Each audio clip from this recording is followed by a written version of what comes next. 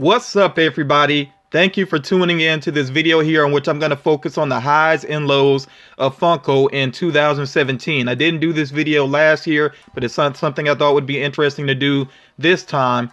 And I do want to give you all a quick note before I really get into this. I'm going to make sure that I focus on things that I feel are within the company's control, not issues with stores or online retailers. Funko cannot be responsible for all of that, the same way that any distributor cannot be responsible for what goes on in the stores and with online retailers. So I know that box damage is something that really annoys collectors when you see that, within stores, or when you get a delivery that there's box damage. But let's keep in mind, Funko cannot completely control that. A lot of times it is something that happens within the stores or something that happens during delivery. It's definitely an issue with the postal service at times. So again, I don't think it would be fair to criticize Funko for box damage in this particular video. Okay, so again, I'm going to try to keep this as fair as I can as I move along. Now, one thing here that is a bit debatable whether or not this is completely on Funko, Gibson Brands Incorporated, which has the trademark for several guitar designs, is suing Funko, and this is something that is still ongoing as far as I know. So, yeah, some people may look at this and say, well, Funko should have made sure that they covered their backs, and I definitely can agree with that. But, at the same time, some people may feel that Gibson really has no legs to stand on here. It's debatable, like I said, but I do feel like Funko as a company should be careful about this as they move forward, especially when they're doing celebrities and iconic figures. They need to make sure that they have the rights to do them, first of all, but then also any fashion or particular items that that person is known for, they got to make sure that they have the rights to use that as well, because I really would not like to see this become an ongoing issue with the company. Hopefully it won't. One thing I like to look at sometimes, especially on Instagram, is to check out what custom Funko Pop artists have going on. And there are some artists that like to do these glitter paint jobs, which look really impressive sometimes. I mean, I really do like the way that they catch the light. And, especially with, Disney characters in particular, I think they look pretty impressive when they're done that way. So I don't know if that's what really inspired this or not, but Funko decided to do their Diamond series through Hot Topic, the Hot Topic exclusives. And I just don't feel like Funko has done nearly as good a job as the custom artists do. Now, obviously, Funko can't put all the care into each individual pop that a custom artist could do, but still, I feel like if you're gonna do something, do it right. And I feel like Funko kind of dropped the ball, and I'm saying kind of just because I know there are some people that are fans of Funko's Diamond exclusives, and some people are collecting them, but for me, I don't think they're very impressive. I think Snow White is a really good example, especially her hair. Her hair almost looks gray because there's almost too much glitter going on, or it just looks like she has really bad dandruff. It doesn't look good to me. And when you put one of Funko's Diamond exclusives next to a custom, I mean, I kind of see a gap. That's me personally. I think there's a big gap in the quality of them, and I'm just not a fan of these. But I'm not going to completely put the series down because, like I said, there are some people that are a fan of them, even though some people that are fans, I've seen when they unbox them, there's that stray glitter kind of floating around, and they may even say things that, that they're not completely happy about it, yet they still collect them. That's completely up to them. But like I said, for me, I think it just wasn't that impressive, and hopefully they'll get better as they move along. Now, speaking of Disney, I definitely got to point out that, we had Disney Treasures launch the new subscription box this year. And I think it's very impressive. The value has definitely been there overall. I think Disney fans are happy overall. Some people feel like Disney Treasures is somewhat limited because they do focus on the theme parks. But there's so much of Disney represented within the parks that I think it still gives, Funko a lot of flexibility, a lot to play with there.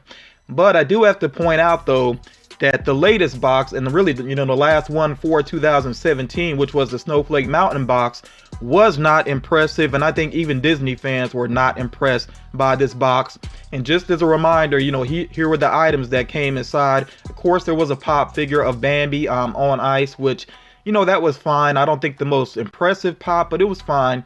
But then you look at the other items in this box overall, was just kind of a letdown. And I think it's a shame that Disney Treasures having such a good launch and getting so much support and having boxes sell out, it just, it kind of ends it on a sad note there with this being the final box of the year. But I'm pretty sure things will turn around quickly, and of course with the next box there are going to be 2 pop figures, so yeah, I think that will help to get the box back on track.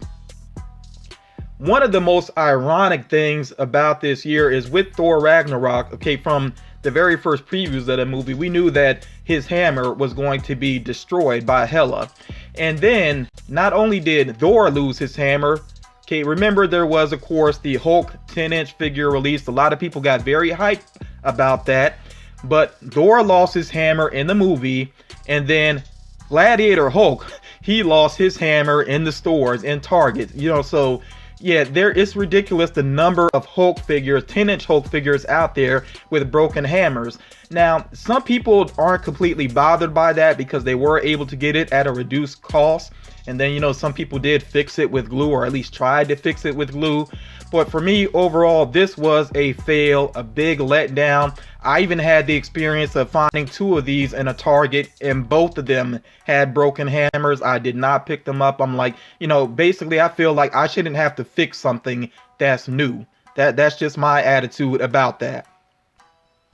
Now, I do want to point out though, as far as Marvel is concerned, with the Collector Core box and then also the Legion of Collectors, which of course is DC Comics focused, I feel like both of these subscription boxes have had an amazing year overall. I mean, not every box was perfect, of course, it can't be that way, but I still feel like overall these boxes have been much better in this year than they were last year. One thing that Funko got away from is when they have a box that focuses on a single character, making every item just about that one character. I think that only may have happened maybe once or twice this year, but overall I think these boxes did a much better job.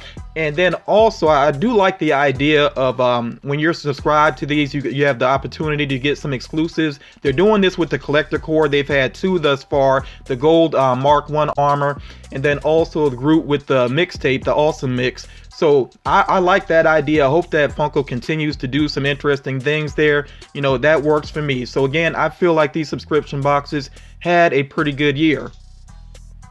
Now, Smuggler's Bounty also had a pretty good year overall. They kicked off the year with the Pop Deluxe, which was a pretty good start to the year. And throughout the year, they delivered some interesting items, some really impressive items, including that Darth Maul figure in the Star Wars Rebels box, the very impressive C-3PO based off of Phantom Menace. They did some good things along the way. One thing that I have to say that still bugs me is with the 40th anniversary box, that they had Leia on the cover of the box and within the promotion, but there was no Leia item within the box. I'm not happy about that. But the biggest blunder with Smuggler's Bounty had to be the Ayla Sakura pop. Now, if you take a look at the character here, you notice that with her standard costume, her midriff is showing. So of course, this same thing was true of the pop figure, but there is this big mispaint of that midriff where it's actually painted brown like her clothing. So for anybody that was a big fan of that character and was really looking forward to the pop figure, I feel like that was a fail, so and that's something that not the average collector can correct either. Some people might be able to paint that and match it well with the the other color blue there, but for the average collector, I don't think they can fix that. So again, like I say, I really feel like that was a fail. Something else that is debatable this year is chase overload. Me personally, I feel like there's way too many chase figures now. So much so that the term chase doesn't really hold much weight anymore. That's just my own opinion about it, because when you say chase, that should mean something that's rare, something that's difficult to find. And in some ways this is still true, but there's so many more chases out there, not just in the numbers of an individual chase, but just chases across different lines, that more and more people are finding chases, and I'm steadily seeing the value of chase figures go down. There are a lot of chase figures now that have value like $20 or less, and it didn't used to be that way. So I really feel like it's chase overload, but again, I know it does give more collectors the opportunity to find chase figures. So again, this is somewhat debatable. Now, something that to me is not up for debate is that Funko did really drop the ball with some chase figures this year, including that Dogon chase. Now, Valerian wasn't exactly a hit movie to begin with, and I don't know if people really cared much about that character, but people like chase figures, so they went after those 2 Dogon chase figures. But then there was that mix-up where the one that was supposed to be the common ended up with a chase sticker on it. So there's this confusion about which ones are actually the chase figures, and I'll say regardless, it doesn't matter in the long run, because of that confusion and then the movie not being popular, those are the lowest value chase figures that I can really think of right now. I think each figure is valued at like around $10, whether it's a chase or not. So yeah, that was just disappointing the way that was handled, and I was hoping that Funko would learn from that. But then again, there was confusion with the Rock chase figure. So apparently in their initial promotion, they had the wrong figure labeled as a chase. So they made a switch there, but it's still confusing because I think when you find the common, it's in the box of the chase. So it's a mix up there basically. So yeah, unfortunately, another big fail, I would say, for the company. And then I definitely have to point out the Star-Lord chase figure, which for one thing was produced in such great numbers that I don't even really consider it much of a chase. It's just there are so many Star-Lord chase figures that people were able to find. Now, part of it could be some trickery because Funko made it way too easy for people to fake this chase figure, to do a head swap with the common and the Toys R Us exclusive, and then just slap a chase sticker on the box. Or some people were even too lazy to do that. They just called it the chase even without putting a new sticker on there, you know. But yeah, a lot of trickery there because Funko made it so easy, and it just wasn't an interesting chase to begin with. I mean, you know, just the fact that people could create it from 2 other pops shows that Funko didn't put much effort into it. So yeah, the Star-Lord chase figure I definitely consider a fail. Now, the big Comic-Cons of the year, I mean, the main one, of course, being San Diego Comic-Con, but New York Comic-Con has grown rapidly as well. I mean, New York Comic-Con is pretty huge now, too. And, of course, Funko had plenty of exclusives for both, and I think they had a great selection. I mean, this was definitely a triumph, I would say, overall. Great selection for collectors, and I think overall things ran smoothly with both conventions, maybe more so than in the past. Of course, there were some hiccups, though. Now, I felt kind of funny about the way that Funko decided to put out some other exclusives around the conventions. Now, again, I'm focusing on the average collector. Being an average collector myself, my wallet was already getting hammered. So for Funko to put out more exclusives around the same time, it definitely made it tough for collectors. And you see some examples here. The Kingdom Hearts box, which was exclusive to GameStop, came out along with one of the cons. And then also X23 came out, I believe around San Diego Comic-Con time as well, which in the long run didn't matter because X23 itself was kind of a fail. That pop figure had really poor paint apps, you know, not really well done. But Diva with Mecha, which also came out, I think, around SDCC, which was kind of a convention exclusive, but not really. I mean, there was some confusion with that as well. But I'll just say, I think when a convention is going on and there's already stores being flooded with figures, I really don't feel like there should be too many other exclusives going on at the same time. It's just way too much for the average collector to try to keep up with. And then I know some people that were big Cat Dog fans weren't too happy about them doing a flocked Cat Dog figure after the comment had just came out. You know what I mean? Obviously it's a convention exclusive, so, you know, not quite as easy to get, but still I think this is a trend that Funko has going on, where they'll do a figure that, you know, should be flocked probably to begin with, but then they do the common, they turn around, they do the flock version, and some people get a little bit agitated about it. But it's not a major thing, though. I wouldn't say it's a major issue, just kind of something to note there. Now, some things that were out of Funko's control: Toy Tokyo not really having it together and not really having it where their figures are really widely available to the public. Hopefully that's something that will be straightened out now that they have rectified an issue that they had previously. They gave first dibs to people that had issues with orders before, so I understand that. But hopefully moving forward, Toy Tokyo, you know, will have their figures available to the public. Again, that's something that's not really on Funko's shoulders. I gotta jump to the right here and point out that Barnes & Noble needs to really do something about their servers. If they're gonna have these exclusives, these con exclusives, and they know they're gonna get slammed, they need to have servers that can hold up to that, because that was definitely an issue. Again, I'm not putting that blame on Funko, but yeah, Barnes & Noble really needs to get it together, because like me, a lot of people thought they had the Black Chrome Batman or maybe some other exclusives, and no, they didn't get the figure, and then also they got charged even for not getting a figure, and that took days for that to get straightened out. And then the James Gunn pop, I know, is a sore point for some people, because you know, like happens maybe too often, there were collectors that were able to order more than one of James Gunn online. In fact, some people ordered multiples of James Gunn online, and yeah, that definitely agitated some collectors. And trust me, I'm gonna have more to say about the Funko shop later on. Now, as far as the conventions are concerned, like I said previously, I still feel like there was a good selection overall, but I have no idea what happened with Marvel for SDCC. I felt like these were just the worst wave. It was the worst wave by far, you know, in my opinion, of the year. Very unimpressive. We got a repaint of She-Hulk, a repaint of Captain America, Tony Stark that was changed, you know. He had a different body sculpt, so okay, I mean, nothing still too impressive. Yet another Gwenpool figure. You know, again, I'm not crazy about that. And then the Rock Candy as well. So I just felt like overall this was a fail. Very unimpressive for Marvel with SDCC. One of the big highlights of the year for Funko, definitely a high point, was the opening of Funko HQ.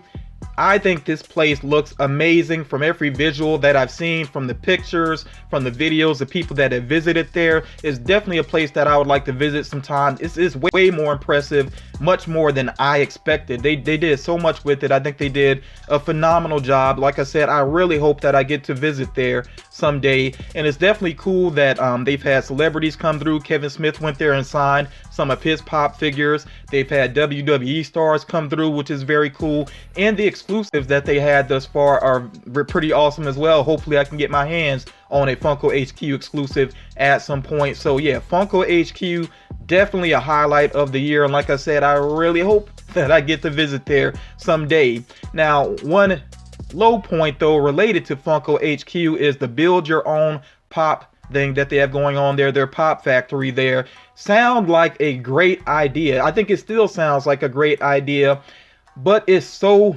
limited though.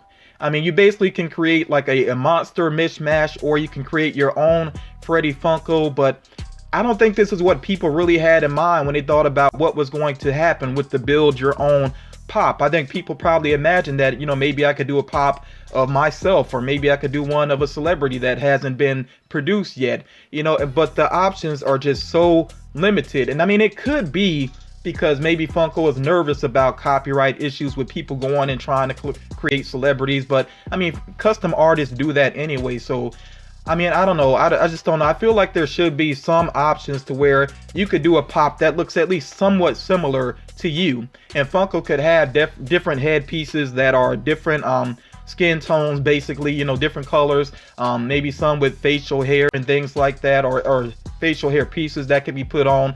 Different body types, different clothing, just some, you know, just kind of common clothing, so people can create something that looks somewhat similar to themselves. I think that would be so much cooler. And of course, they do have the Pop Yourself app, which allows people to do that. And I know they can't get that intricate with actual pop figures, but I still feel like they should step this up more, you know, to build your own pop. And maybe they could even do a mail service type thing where you order a figure of yourself and you get pictures. And I mean, I know other companies do things like this, and it can be pricey, but you know, if somebody really wants that done, they might be willing to pay that price. And this is a way that Funko could make money, because I mean, people are paying custom artists to get pops of themselves. So this is something that Funko really could look into, and maybe even, you know, some of these great custom artists, you know, give them a job, you know, hook them up there. But I think this is something that Funko really needs to explore to give people that chance to have a pop of themselves. So here we are. Yes, I definitely had to address this. The 12 Days of Christmas was overall kind of a disaster, just to be real. And it was with particular figures, the most sought after figures, that there were a lot of issues. Even though Funko had the queuing system, which worked well the first day, when it got to the figures that people really wanted, the queuing system was not a help. It got completely slammed. It was very slow. It seems that some people may have still been able to get more than one figure, and people that were in the queue early still got left out in the cold. So yeah, this was definitely a negative experience overall. Even I had a bad experience with it, where I was very close to ordering the Trix Rabbit and then it wouldn't let me check out. It just completely froze up on me. The site froze up. So yeah, very frustrating. And I'll give Funko credit though. They did apologize. They put out an official statement. They apologized. They have made some changes to where now they're using their pop-up shop again, and it seems to be helping. Like with the Flock Gossamer, some people were able to get their hands on it. They had to be quick because I think it did sell out in like less than 5 minutes, but at least people were able to get it.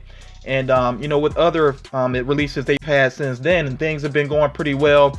Time will tell when we have another highly sought after figure like an ad icon figure. We'll see what happens there, but I'm not going to completely call this a fail, because I feel like some people were able to get some items, and then also the company is adjusting.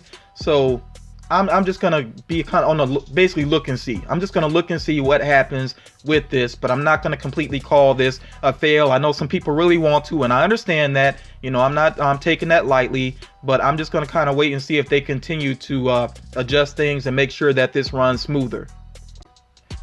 Now, I am not an economics major by any means, but when you look at the headlines and if you read some articles based off of Funko's IPO, their initial public offering, and with them, their launch on the stock market, I guess you would say, it's just not positive. It's been some negative press around it, and the stock price definitely did not land where Funko wanted it to be.